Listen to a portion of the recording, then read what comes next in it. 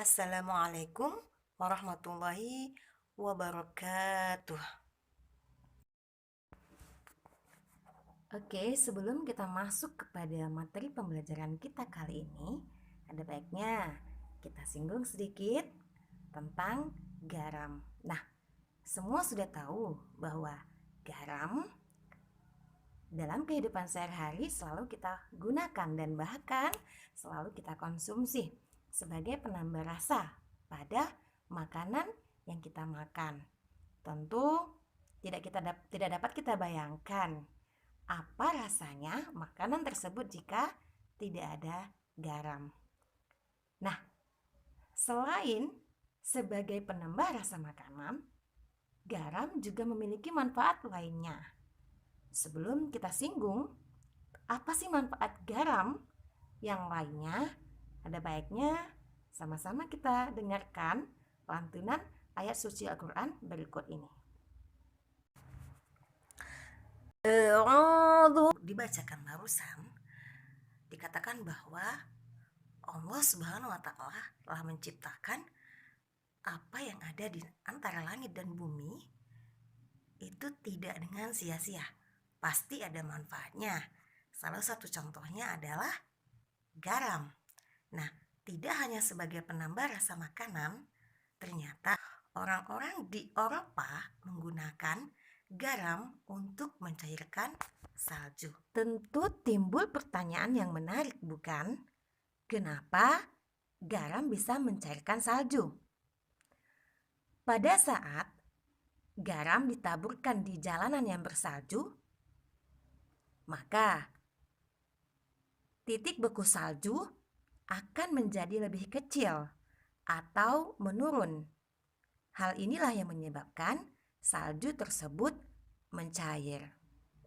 Nah, penjelasan ini berkaitan dengan materi yang akan kita pelajari, yaitu sifat koligatif larutan. Kita tahu bahwa air mendidih pada suhu 100 derajat Celcius dan membeku pada 0 derajat Celcius. Lalu, apa yang akan terjadi jika ke dalam air kita tambahkan suatu zat terlarut?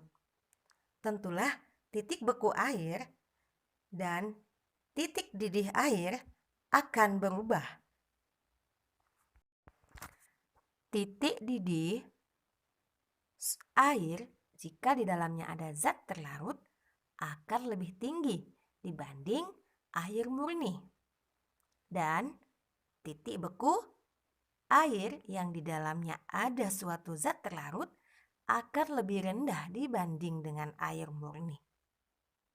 Hal ini dikarenakan ketika di dalam air ditambahkan suatu zat terlarut, kita contohkan saja gula seperti yang ada di dalam video, maka zat terlarut atau gula tersebut akan berinteraksi dengan molekul air. Nah, interaksi yang terjadi antara gula dan molekul air yang menyebabkan terjadinya kenaikan titik didih.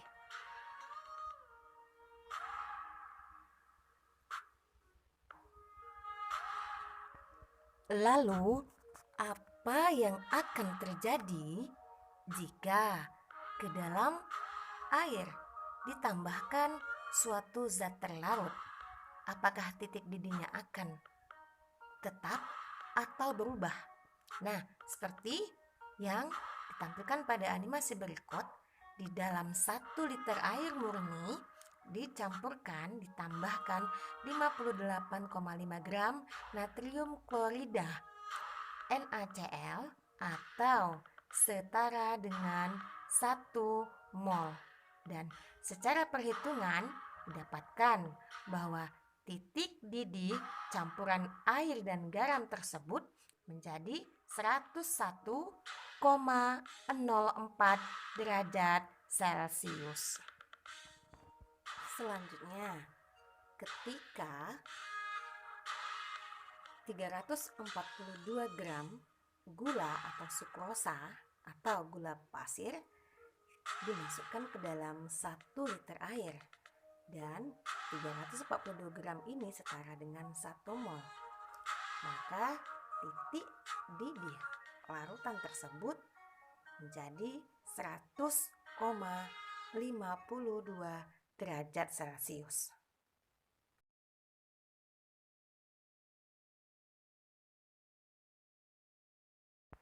Secara mendetail akan kita bahas seperti berikut ini. 1 mol garam dalam 1 liter air memiliki titik didih lebih tinggi dibandingkan 1 mol gula di dalam 1 liter air. Meskipun jumlah mol dari kedua zat tersebut sama, namun titik didih dari kedua larutan tersebut berbeda. Hal ini dikarenakan ada pengaruh dari jumlah partikel zat terlarut. Jika natrium klorida atau NaCl atau yang biasa dikenal dengan garam dapur dimasukkan ke dalam air, maka natrium klorida akan terionisasi menjadi 1 ion Na+ dan 1 ion Cl-.